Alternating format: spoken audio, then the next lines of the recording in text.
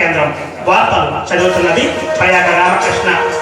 ఇప్పుడే అందిన వార్త, జైలు నుండి కొందరు ఖైదీలు తప్పించుకొని పారిపోయిన సమాచారం. కావున అధికారుల యొక్క కుటుంబ సభ్యులు జాగ్రత్త వహించి తలుపులు గడియలు వేసుకోవాలని ఆదేశాలు జారీ చేశారు. ఏ సమయంలో ప్రమాదం ముంచుకొస్తుందో తెలియక యంత్రాంగం సతమతమవుతుంది. ఆకాశవాణి ఈ వార్తలు ఇంతటితో సమాప్తం.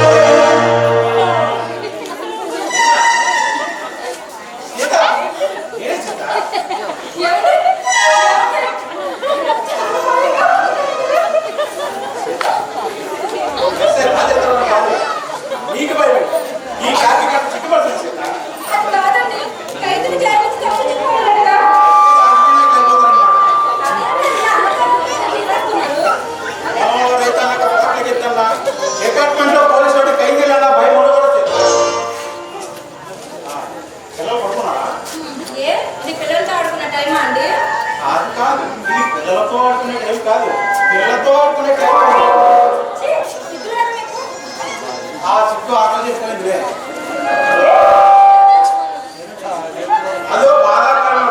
మళ్ళీ గుర్తు చేసి నన్నది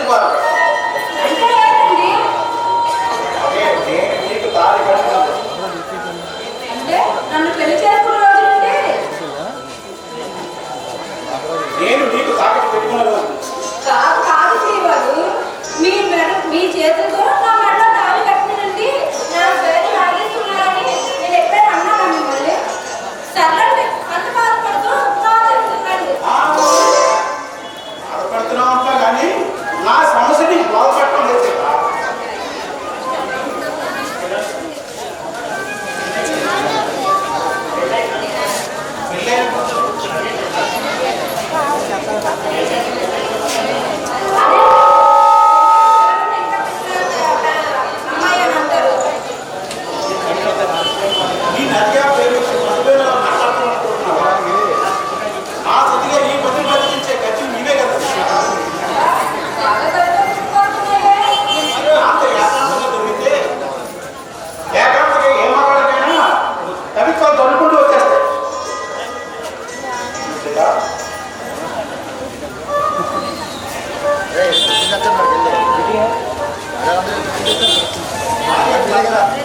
వయసు మీద పడి వృద్ధాప్యం వచ్చినా ఇంకా ప్రభావాన్ని కనిపిస్తుంది.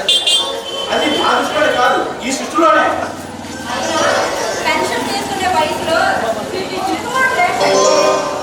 ప్రభుత్వం ఇచ్చే పెన్షన్కి నాకు వచ్చే పెన్షన్కి సంబంధం ఆ బరువు బాధ్యతలే కదా బాగా తగ్గించుకోవాలి. 50 కేజీలే, అది నీకోసమే.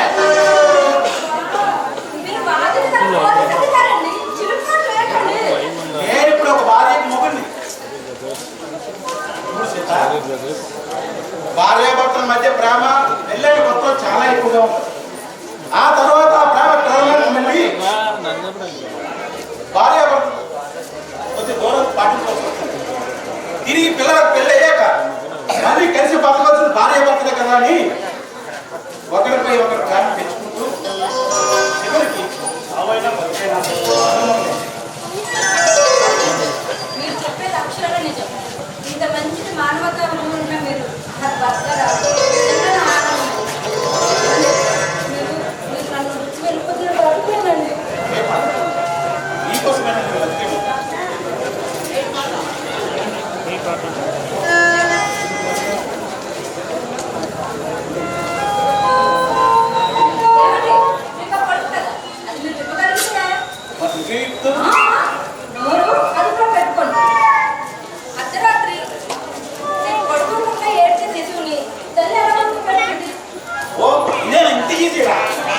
అర్ధరాత్రి నిద్రపోకుండా ఏమిటి శిశువుని తల్లి పాలించి ఊరుకోబెడుతుంది.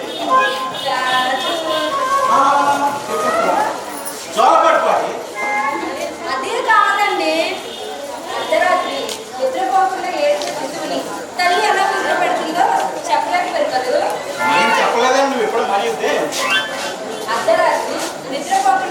తల్లిని శిశువుని తల్లి మేల్కొని మాత్రమే ఊరుకోబెడుతుంది.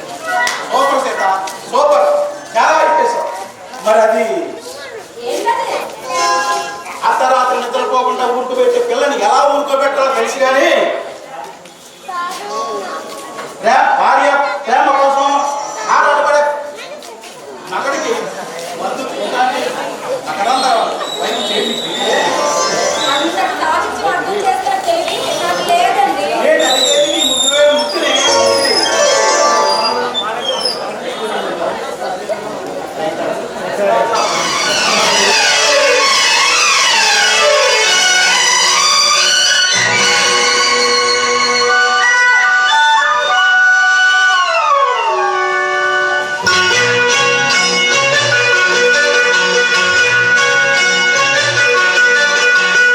ఎన్నెన్నో జన్మల బంధం నీదే నాది, ఎన్నటికీ మాయని మమత నాది నీది, ఒక్క క్షణం నిన్ను వీడి నేనుండలేను, ఒక్క క్షణం నీ విరహం నీ తాళలేను, ఎన్నెన్నో జన్మల బంధం నీదే నాది, ఎన్నటికీ మాయని మమత నాది నీది.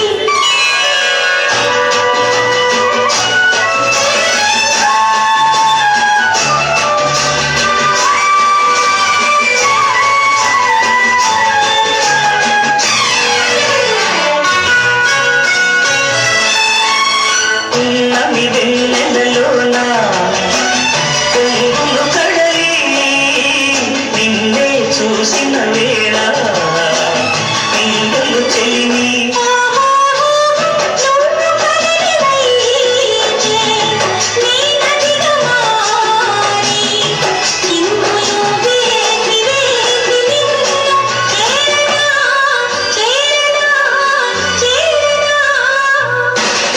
ఎన్నెన్నో జన్మల బంధం నీది నాది, ఎన్నటికీ మాయని మమత నాది నీది.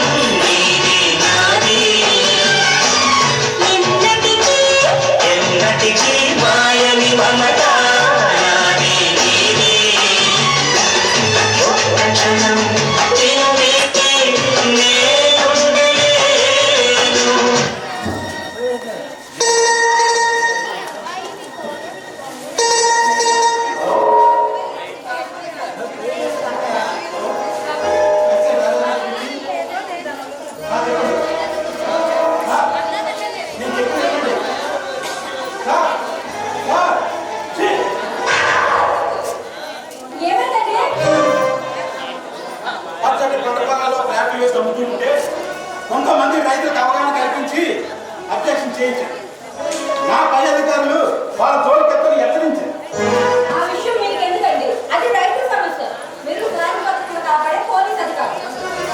ఏ ఉద్యోగస్తులైనా తినవలసింది రైతు పండించిన చూడే. ఇలా పేటలో అమ్ముకుంటా పోతూ ఉంటే తినడానికి జనాలు తిండి ఎలా వస్తుంది? ఎందుకండి అలా బాధపడుతున్నారు? పొడమతల్లి పచ్చని చీర కట్టుగా మీ పంట పొలాలు రాళ్ళ గోడలతో వెతమని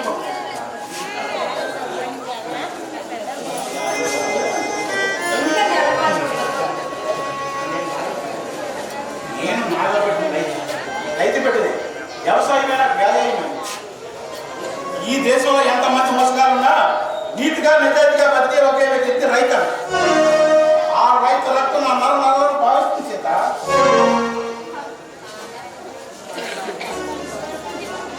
ఏమండి? ఎక్కడండి? ఏమండి? ఎక్కడ? అక్కడ మనకు అంతం ఉంటుంది నాకు వెళ్తాను చేత నేను ఆపొద్దు.